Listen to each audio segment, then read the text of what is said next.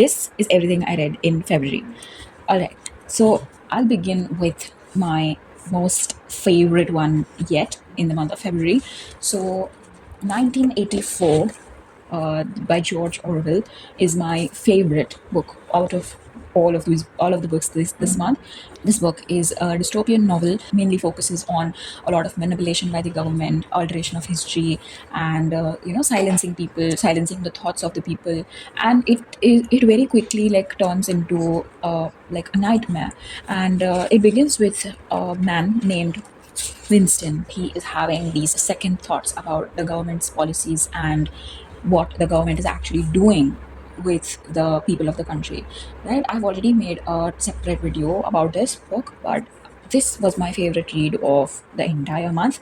And I think everyone should read this book because it is definitely a difficult read, right? It is definitely difficult to get into reading this book because I started like twice before finishing this. Actually started reading last year, and then I stopped because it was just not, I was just not getting that flow of reading. So I just randomly stopped, and then I decided to finally finish it, and I loved it. All right, it is a little difficult to like get into it, and then when you get the hang of it, you kind of flow into it. And I would recommend everyone to read this book, really. I don't like the idea of reading books, but this was definitely a 5-star read for me. The next is my second favorite, which is Heart Lamp by Banu Mushtaq, and this book is a collection of short stories which focuses on the oppression of women and how women are facing a lot of challenges in our society in the name of religion, and how men exploit women. Not all of the stories have like happy endings. Some of the stories also have like really weird and symbolic endings, I would say. So don't expect a lot of the stories to end happily, all right, because that happens very rarely. And my favorite story of all is this two favorites in this book. So the first one is Black Cobras, and the second one is Heart Lamp. The chapter is named Heart Lamp. All right. In Black Cobras, there is this woman whose husband has brought another wife, and he is not fulfilling the needs of the first wife, but he has already like got the second wife and is like living lavishly with the second wife and without caring about the other children from other daughters from the first wife. And this woman has a daughter, and she dies because she's not getting enough food. She's not getting enough food, and she's like suffering. She also has a fever. The small daughter has a fever, and the Maulvi that woman goes to take help kicks that child from her hand, and the child dies. So that was like really sad for me, and I cried a lot after reading this. So that was my my favorite story of all. And the next is Heart Lamp. This also hit like very close to me, because this there's a woman in this who is like whose husband is also having an affair, extramarital affair with another woman, and is not taking care of this woman. So she kind of leaves the house. So this woman goes to her parents' house to seek help, that help me, this my husband has done this. And the people who should have supported her parents, her brothers, don't support her, and they kind of send her back there, the very people who should have supported her, they kind of don't support her at all, and they send her back. She says that she will light herself on fire if they try to send her back, and they say that those who want to die don't talk of dying. So this hit like really close to me. I cried a lot after reading that story as well. I have faced kind of similar situation in my life, and I expected like we expect a lot from our family members, from the people we grew up with. We expect a lot of them, but when they don't meet our expectations, we kind of get like really heartbroken. And this story is about how she manages to live again without the help of the husband. I wish I got to know about what those characters did after the ending. I wish that this was just not a short collection of stories, and I wish that this was just one long story. This is a weird wish, but I don't know. I want to know more of what went through their lives.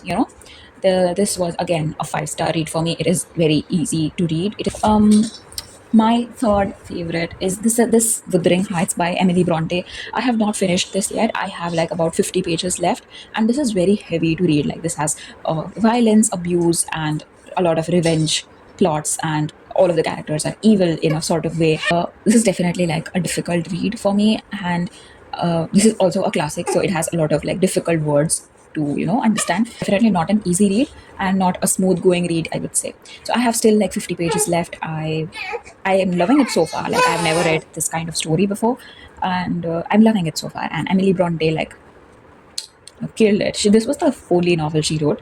Before that, she used to write poems, and this like Emily Bronte was like a progressive woman. She was this kind of woman. She wrote this kind of literature in the age when she was expected to write poems about flowers, right? So I love this book, and I still have 50 pages to go. I'm still like forming my own opinion about this book, but I'm loving it so far.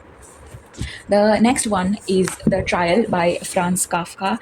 I would say I did not enjoy this book. I also made a video about this book, that how it's not my cup of tea. I was expecting like I when I read a story, I expect like a lot of events, a lot of like characters, and I expect like a lot of things to happen, for me to have fun while reading it. But this book, it just wasn't my cup of tea. I've seen on Reddit that people enjoy it very much, and people are kind of getting scared by what's written in this book, how absurd this book is, and how it relates to our lives. But I enjoyed like 1984 very much for me to enjoy this book, and yeah, it was definitely a good read, but nothing much is happening throughout the story, and I do not like such books. Personally, I don't like such books. I mean, I'm who am I to criticize Franz Kafka's works, right? But I personally did not like. This is not my cup of tea. I personally don't enjoy this kind of books. This kind of existential literature is not for me. I think I would definitely love to like go into more of Franz Kafka's works, but not really soon, because I have just read this and I did not enjoy it, and I don't want to like start not enjoying Franz Kafka's works. All right. My last read of this month, or my least favorite read is The Silent Patient. And this book disappointed me a lot, because this is like a very well-known book, a well-known mystery thriller, and a lot of people seem to enjoy this book. But I personally, this was definitely not for me. I found the plot twist like really underwhelming, and it's a good plot twist, but it's written in a way that some you would feel that okay, something is about to happen or something is happening. You're like, okay, oh my god, such crazy plot twists are there. It's not like that. It's very underwhelming, and the writing is also like very like poor, I would say. So it's definitely a very very easy read. Like I finished this in 2 days. I would have finished this sooner, but because of certain like I got angry at the work. All right. So the patients are called bitches here, and the whole writing is like very, I don't know. I do not enjoy it very much. All right. And the main character is like the person who cannot do anything wrong, and the patients are described as very like in a very weird way. They are called bitches. Their facial features are described, their bodily features are described, and it's like it's very gross to describe your patients in that way. I really hope that our doctors are not describing us in this way, because this is like really really weird to read. And I understand that a lot of people enjoy reading this book and enjoyed this book really, but this book personally is just not for me. It's definitely an easy read. Right. So these were the books I read in February. So I'll tell you a little bit about what kind of slump I went through and how I got out of it. All right. When I was a child, I used to read those comic books and Champak. I used to read a lot of Champak, and I used to read newspaper as well. But as time progressed, and as reading and studying became more difficult, after a point of time, I and then phones came into all our lives, so I like lost the habit of reading. And when I went in college, there was a book club in my college, so I decided to take part in it, and I ended up reading like 8 books a year, and that was like a huge achievement for me, because I was not reading anything before that. And I remember my friend once lent me Twilight, right? The first part of Twilight, and I took like a whole month to read like half of the book. And so, this was me, right? I was not able to read anything. And there was a criteria, right? So I ended up reading 8 books, and I got a prize for it. I got announced the best reader of the year for like 2 years continuously, and that like really made me happy. But then again, I got into my job, and I started working, and then I again lost the habit of reading, because I was also doing a degree along with my job. So I just had lost the habit. And then last year I used to see people reading books, and I used to get so jealous because I also wanted to read books. And I have always read like in my phone, all right, on PDFs and EPUBs. So I wanted a physical book in my reading. I wanted to read from a physical book so badly. And last year I started like, I thought to myself that enough of dreaming and enough of wanting to read. So I decided to like take up a book and start reading. So the first book that I took up was Gone Girl. I really enjoyed the film Gone Girl, so I thought, why not read the book? So I read Gone Girl, and it took me like 15 days to finish Gone Girl, all right? And I know it's a very difficult, it's a very easy read. So after that, I was like, "Ooh, I think I'm out of a slump." So I started reading and reading and reading. So I read like Gone Girl, and then When Breath Becomes Air. I did not enjoy that. When Breath Becomes Air, it's not meant to be enjoyable, but I did not, get the hang of it. It was, very like, I did not get the hang of it. All right, then. And then I started reading. Then I asked my cousin to, give me some suggestions about reading, and she like sent me PDFs to read. So I read. I started reading since then, and I chose like easy read books. All right, and my next read was, I think, A Thousand Splendid Suns, and then A Pearl That Broke Its Shell. So these were very easy books. I did not get into classics. And then I read the entire Harry Potter series. Then I read Crime and Punishment, and that was really difficult for me because the writing is not that difficult of Crime and Punishment, but it's like very, not a lot of things are happening inside Crime and Punishment. And I was so excited to read Dostoevsky, and it kind of bored me. Reading Crime and Punishment kind of bored me, and then I decided that no, I'm not yet ready for classics. So then I started reading like easygoing books and all of that. And my daughter was born, and then I decided to like get into more of classics. And right now I'm enjoying like many classics.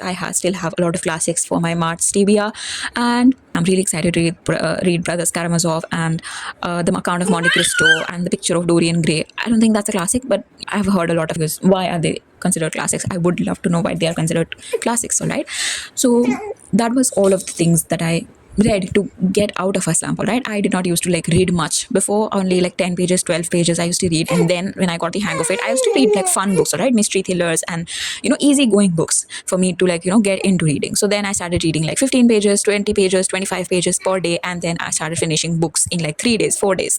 So if you're like in a slump badly, then I suggest you to read like easy books so that you can finish it in 2 to 3 days, and you'll be really proud of yourself that you finished a book. And that is, I think, that was what got me out of a slump. And I had a lot of free time to myself last year, so yeah, maybe that is what got me out of the slump, reading and reading and reading. So if you're trying to like get out of a slump, like stop scrolling. All right, if you take your phone in your hand, then it's done. All right, the minutes go by, hours go by, and you don't even realize it. But when you take a book in your hand, you realize the time ticking by. All right, you'll count the time ticking by. Right, less scrolling, more reading. That is what got me out of a slump. I know this is shit advice, like, oh, read more books, but honestly, that is what got me out of a reading slump. Yeah, that's it. So I'm really excited for my next like read. I'll be posting another video about my March TBR. I think this is getting way too long. That's it. Bye. Happy reading.